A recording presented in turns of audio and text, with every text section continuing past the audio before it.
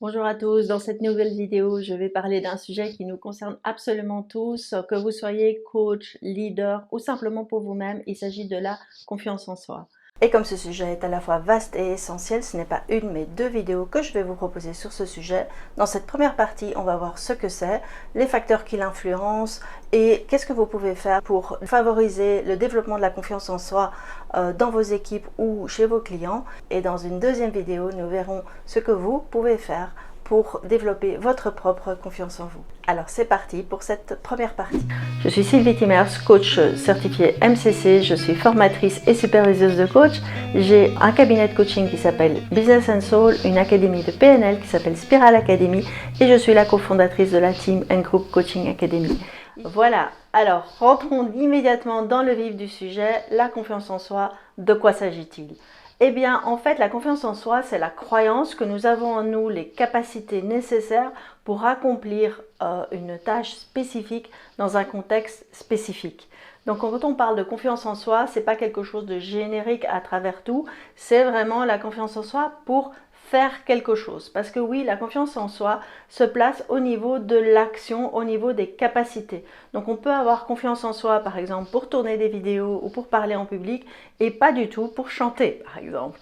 Donc la confiance en soi va différer d'un contexte à l'autre, à la grande différence de l'estime de soi, qui est en fait la valeur intrinsèque que je m'accorde. Il s'agit en fait, est-ce que je suis quelqu'un de valable? Est-ce que je suis quelqu'un d'aimable? On se place à ce moment-là au niveau de l'identité dans les niveaux logiques. Donc c'est fondamentalement différent.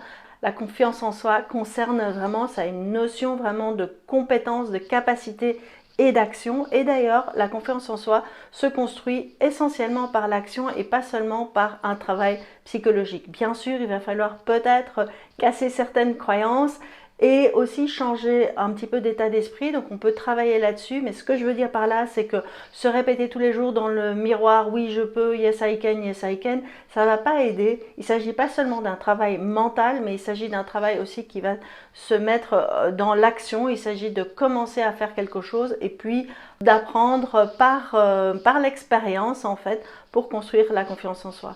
Donc trois éléments, je dirais, trois grandes catégories d'éléments qui font qu'on manque de confiance en nous. Le premier, c'est en fait la peur de l'échec. Si on est éduqué en disant l'échec est un drame ou si on est dans un environnement où l'échec n'est pas du tout admis, eh bien ça va complètement ruiner notre confiance en nous. La deuxième grande catégorie, c'est tout ce qui concerne la comparaison avec les autres. Ça, c'est vraiment un poison pour la confiance en nous. On trouvera toujours quelqu'un qui fait les choses mieux que nous, qui est plus brillant, qui a mieux réussi, etc. Et évidemment, le troisième, ce sont nos expériences passées. Certaines expériences, et notamment certains traumas, peuvent complètement ruiner notre confiance en nous.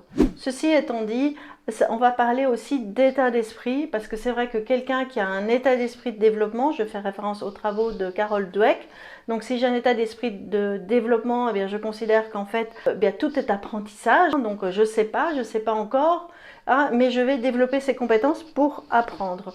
Tandis que quelqu'un qui a une mentalité fixe, il va considérer qu'il n'est pas capable de ça et donc que c'est quelque chose qui est immuable, c'est quelque chose qui est inné. Et d'ailleurs, la confiance en soi en elle-même n'est pas quelque chose d'inné. On ne naît pas confiant, on le devient. Alors on va parler de quels sont les éléments qui font que je vais plutôt avoir confiance ou pas. Il s'agit vraiment de changer d'état d'esprit et de se dire « Ok, pour le moment je ne sais pas le faire ». Mais je vais arriver petit à petit par l'action, par l'apprentissage, etc. Personnellement, la PNL m'a énormément aidé à avoir plus confiance en moi parce qu'il y a toute une série aussi de présupposés, comme par exemple, chacun a en lui toutes les ressources nécessaires ou les moyens de les obtenir pour atteindre ses objectifs.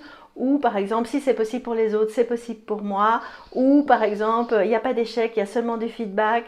Donc tous ces en fait présupposés qui sont les fondements de la PNL forment une sorte de philosophie qui aide beaucoup en fait à passer de cet état d'esprit fixe vers un état d'esprit de développement et donc à passer à l'action pour gagner en confiance en soi.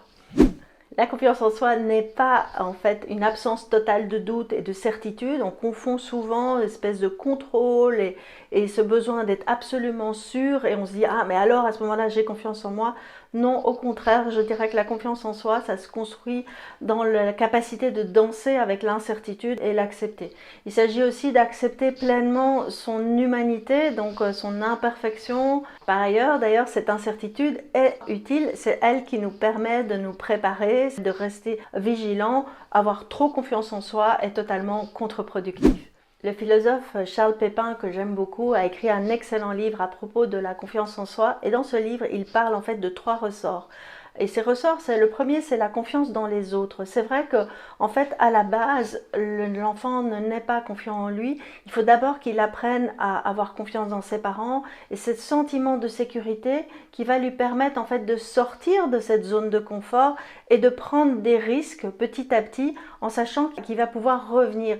Le deuxième ressort, c'est le développement des compétences, de la maîtrise, de l'apprentissage.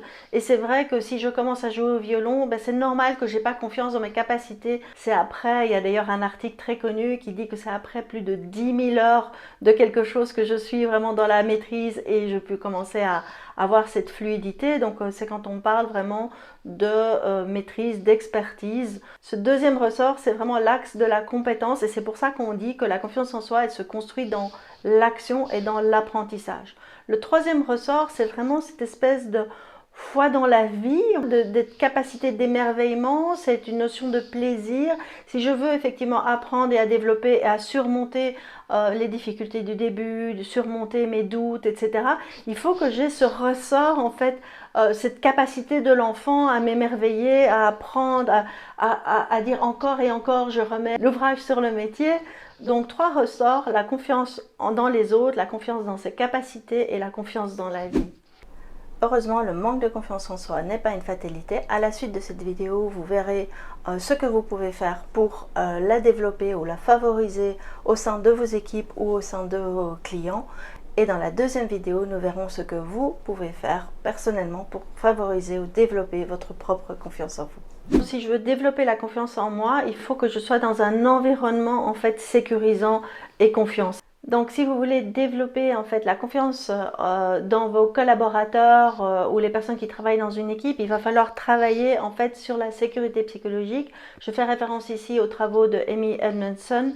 En fait, c'est essentiel que les gens soient dans un environnement qui soit sécurisant, où l'erreur est admise, où en fait on a le droit d'essayer, on a le droit de se tromper, etc. Et c'est ça qui va faire que les gens vont passer à l'action malgré l'incertitude, malgré la non-maîtrise de l'environnement.